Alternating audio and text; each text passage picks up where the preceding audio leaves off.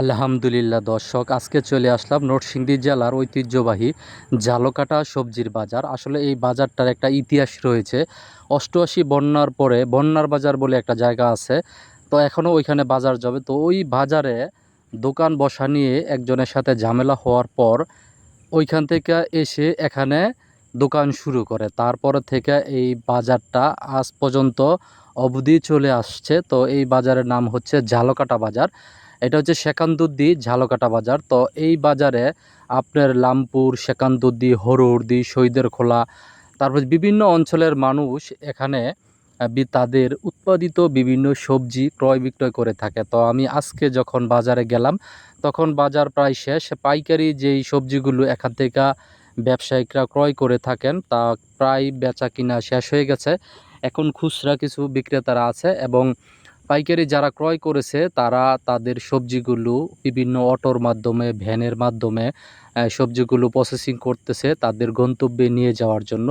আসলে নরসিংদী জেলা যেহেতু সবজিতে একটা আম পরিপূর্ণ সবজি এখানে উৎপন্ন হয়, আর এই সবজিগুলো যেহেতু ঢাকা শহরের পাশাপাশি নরসিংদী জেলা, এখান থেকে দিনে দিনে সবজি নরসিংদী জেলা থেকে ঢাকা শহরে চলে যায়। তো এই বাজারের বিভিন্ন চিত্র আমি আপনাদের কাছে তুলে ধরলাম। এখানে মাছ, মুরগি, তারপর হইছে আপনার শাক সবজি, তরিতরকারি যা কিছু আছে, বিভিন্ন শাকসবজির বীজ সব কিছু আছে। তো এই বাজারটা বর্তমানে অনেক বড় একটা বাজার। তো দেখেন এই যে পাইকারি এই সবজিগুলো বিক্রি হচ্ছে, কাঁচামরিচ, আর এইগুলো ব্যবসায়িকরা তারা ক্রয় করেছেন এবং এইগুলো প্রসেসিং করে বিভিন্ন অটোতে, সিএনজিতে করে তারা তাদের গন্তব্যে নিয়ে যাবে। তো আমি পুরো বাজারের চিত্রগুলো দেখাচ্ছি। এখানে এক ভাই পেয়ারা নিয়ে আসছে, এই পেয়ারাগুলো বিক্রি করতেছে 50 টাকা 60 টাকা কেজি আকার ভেদে। তো এখানে এই যে এক ভাই তাদের স্থানীয় আখ ক্ষেতের থেকে আখ নিয়ে আসছে বিক্রি করার জন্য। তো এখনও কিছু কিছু সবজি যারা লেডে চলে আসছে তাদের সবজিগুলো রয়ে গেছে, তাদেরটা বেচা কিনা চলতেছে। দেখেন টাটকা শাক সবজি, পুঁই শাক। আসলে নরসিংদীতে প্রচুর পরিমাণে কিন্তু শাকসবজি উৎপাদন হয়, এটা আপনারা জেনে থাকবেন বা জানেন। তো তারই প্রেক্ষিতে এই ছোটোখাটো বাজারগুলোতে প্রচুর পরিমাণে শাকসবজি পাওয়া যায়। আর এই যে ভ্যানে করে এই সবজিগুলো ক্রয় করে তাদের গন্তব্যে নিয়ে যাচ্ছে অন্যত্র বিক্রি করার জন্য। তা জায়গায় জায়গায় বিভিন্ন ব্যবসায়িকরা তাদের ক্রয়কৃত সবজি ক্রয় করে তারপরে প্রসেসিং করে রেখে দেওয়া হয়েছে।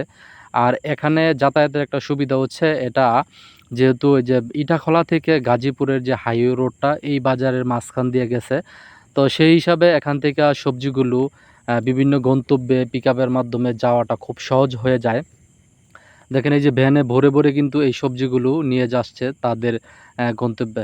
আসলে বাজারটা মোটামুটি দীর্ঘদিনের, আর এখানে টাটকা শাকসবজি সবসময় পাওয়া যায়। আর বিশেষ করে এই বাজারটা জমে হচ্ছে বৃহস্পতিবার এবং রবিবার। তো প্রতি রবিবার এবং বৃহস্পতিবারে এই বাজারে এলাকার স্থানীয় যারা কৃষক আছে তাদের উৎপাদিত বিভিন্ন রকমের সবজি নিয়ে আসে। তো এখন সবজির বাজারটা একটু বেশি চলতেছে, দাম চলতেছে। দেখেন কত টাটকা পিওর কাঁচকলা, পুঁই শাক, কাঁকরোল।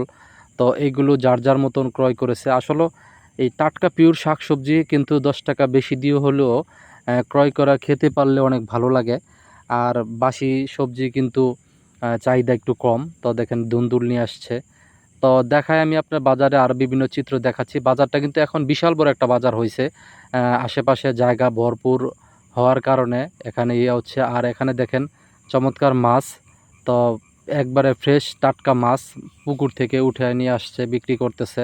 তো মাছ লাফাচ্ছে। তো আমিও গিয়েছিলাম বিশেষ করে মাছ ক্রয় করার জন্য, তো কিছু মাছ ক্রয় করলাম। তো সেই হিসাবে আমি এই বাজারটা যেহেতু দীর্ঘদিনের, সেই জন্য এই ভিডিওটা করা, যেন সবার মাঝে এই বাজারের ঐতিহ্যটা আমি তুলে ধরতে পারি। তো অন্যান্য দোকানগুলো আমি দেখাইতে পারি নাই, শুধু সবজি, কাঁচা বাজার, মাছ এইগুলোই আমি এখানে দেখানোর চেষ্টা করেছি। তো অন্য আরেক দিন ইনশাল্লাহ সামগ্রিক বাজার নিয়ে বাজারের সব কিছু চিত্র তুলে ধরে তারপর আমি আপনাদেরকে দেওয়ার চেষ্টা করব। এটা হচ্ছে হাইওয়ে রাস্তার পাশে, এখানে পুরি, সিঙ্গারা যা কিছু আছে মোটামুটি সব কিছু পাওয়া যায়। তো এখানে 5 থেকে 6টা সমাজের মানুষ এই বাজারে বেচা কিনা করে থাকেন প্রতিদিন। তো আপনারাও আসবেন যারা আসতে পারেন নাই। দেখেন কত সুন্দর সুন্দর শাক সবজি ভ্যানে করে করে নিয়ে যাচ্ছে, ভ্যান বোঝায় সবজি। তো কম দামে কৃষকের কাছ থেকে সরাসরি যেহেতু ব্যবসায়িকরা ক্রয় করতে পারতাছে, সেই জন্য তারা এখান থেকে ক্রয় করে বিভিন্ন টাউন শহরগুলোতে বিক্রি করে তারা লাভবান হচ্ছে। আপনারা যদি চান তাহলে এভাবে সবজির ব্যবসা করতে পারেন। দেখেন এই যে ব্যানের উপরে রাইখা দিছে। তো যাই হোক, আলহামদুলিল্লাহ আমার কাছে অনেক ভালো লাগছে, যেহেতু আমিও কৃষিকাজ করি, তো পাশাপাশি ভিডিওগুলো করি। তো সবাই